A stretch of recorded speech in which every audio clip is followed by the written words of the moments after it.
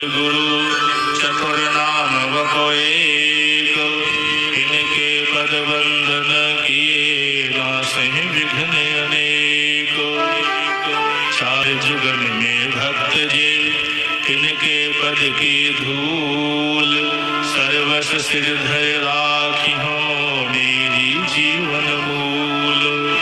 काहू केवल जोग यज्ञ कुल करनी के आस, भक्त नाम माला अगर उर्वसो नारायण दास। ब्रज 84 कोस में 4 ग्राम निज धाम, वृंदावन और मधुपुरी बरसानो नंदग्राम। वृंदावन सोवन नहीं नंदग्राम सो ग्राम, वंशी बट सो बट नहीं श्री राम कृष्ण सो नाम। राधे को वरभागिनी कौन तपस्या कीन, 3 लोक तारन तरनो सो तेरे आधीन। वृंदावन के वृक्ष को मर्म न जाने कोई, डाल डाले और बात बात पर राधे राधे होय। मुक्ति कहे गोपाल से मेरी मुक्ति बताए, जा ब्रज रज मस्तक लगे मुक्ति मुक्त है जाए। अजगर करे न चाकरी पंछी करे न काम, दास मलुका कहे गए।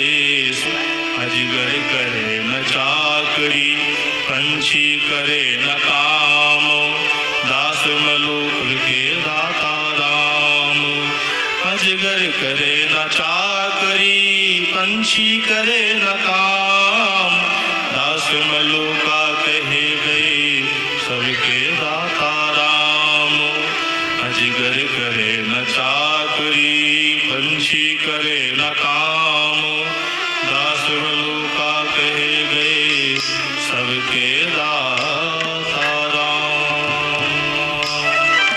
बोले वृंदावन बांके बिहारी लाल की जय हो, राधा रानी सरकार की जय, यमुने मैया की जय हो, गंगा मैया की, सरस्वती मैया की जय हो, तीर्थराज प्रयाग की जय हो, वृंदावन बांके बिहारी लाल की जय हो, राधा रमण सरकार की जय हो, केशव महादेव की जय हो। जय जय श्री राधे, जय जय श्री राधे, जय जय श्री राधे।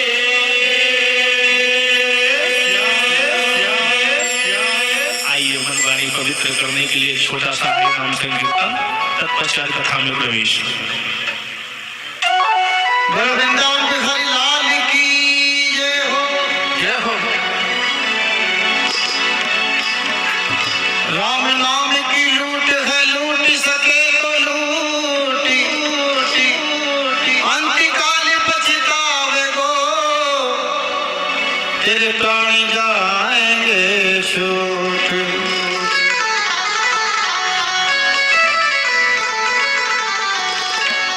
आएगा बड़े भाषा तालों के साथ प्रभु भगवान करेंगे आप पर हम सभी मिलकर। तो डूबा हुआ तरी जाएगा, तो डूबा हुआ तरी जाएगा। अरे बंदे राम राम राम राम करेगा, राम राम करेगा। तो डूबा हुआ तरी जाएगा, तो डूबा हुआ तरी जाएगा। राम राम करेगा, बंदे राम राम करेगा।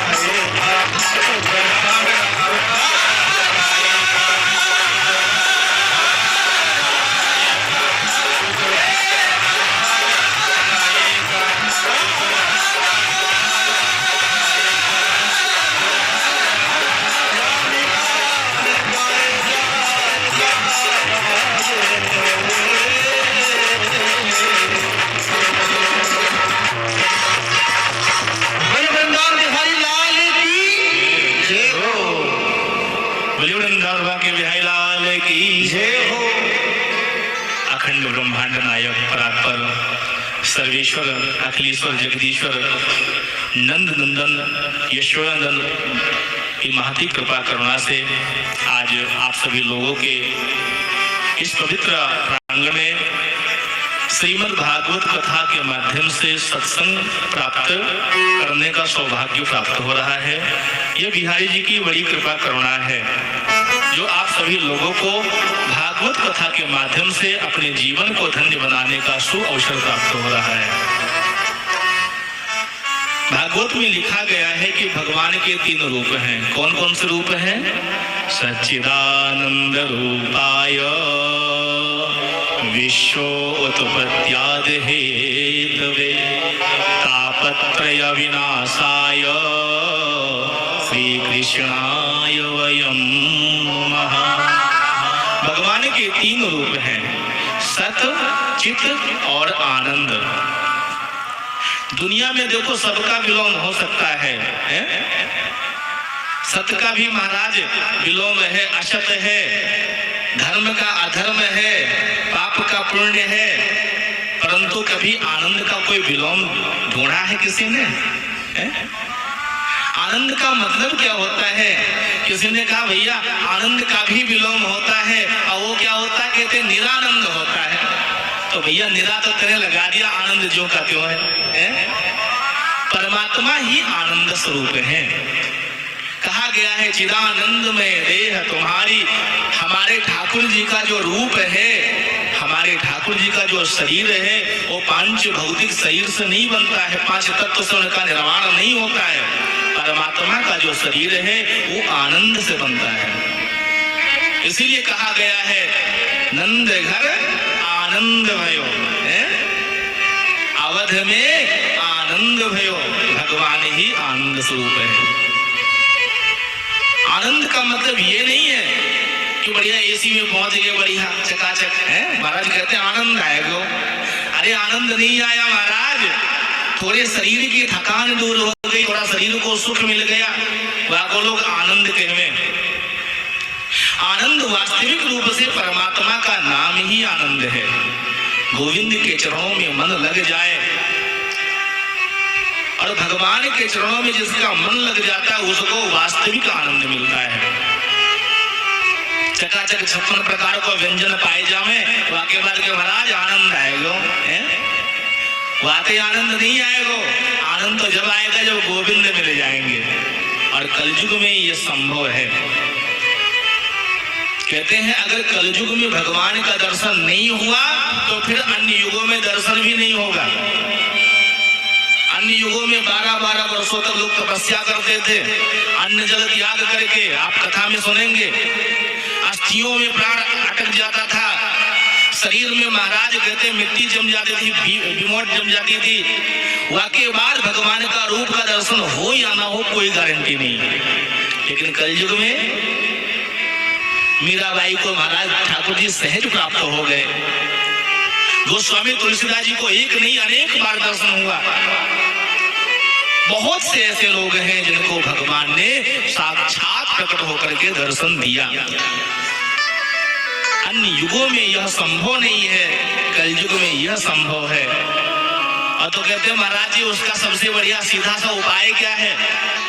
देखो एक बात बताऊं मीठी सी, हम भागवत कथा में बताएंगे, और उस नियम को अगर पालन करेंगे, जीते जी मरने से पहले जिंदगी में एक बार गोविंद का दर्शन जरूर होगा। लेकिन बातों पे, हमारे वचनों पे विश्वास होगा तो, और आप ये बात स्वयं अनुभव करोगे कि यह कोई साधारण इंसान यह कार्य नहीं कर सकता है, ये ठाकुर जी के सिवा कोई दूसरा हो नहीं सकता है। आज भी हमारे ब्रजमंडल में में कहीं जाए तो देखे महाराज, आज भी भगवान वहां नित्य रास करते हैं। गोपेश्वर महादेव जाकर के देखे, हमारे तो ठाकुर जी ने कहते हैं वहां पे तो भोले बाबा भी जाकर के गोपी बन गए। तो भगवान का रूप कैसा है? आनंद स्वरूप है। और भगवान करते क्या है? कहते तापत्रय विनाशाय, 3 प्रकार के ताप। कौन कौन से 3 प्रकार के ताप हैं? दैहिक, दैविक और भौतिक ताप। दैहिक ताप जो शरीर से उत्पन्न होता हो। अब शरीर से कौन कौन से ताप उत्पन्न होता है? शरीर में अनेकों प्रकार के रोग उत्पन्न हो जाते हैं, अनेकों प्रकार की आदि व्याधियां उत्पन्न हो जाती हैं। शरीर से जो उत्पन्न हुआ ताप, रोग, वो है, उसको दैहिक ताप कहते हैं। लेकिन जो गोविंद का गुणगान करेगा, जो भगवान का गुणगान करेगा, उसको देह से उत्पन्न ताप भी प्रभावित नहीं कर सकता है। क्योंकि हमारे शास्त्र में लिखा गया है कि सुबह ब्रह्म मुहूर्त में सो करके उठना चाहिए। ब्रह्म मुहूर्त कितने बजे होता है? किसी को मालूम है? ठीक 3 बजे के बाद 4 बजे से। कितनी माताएं हैं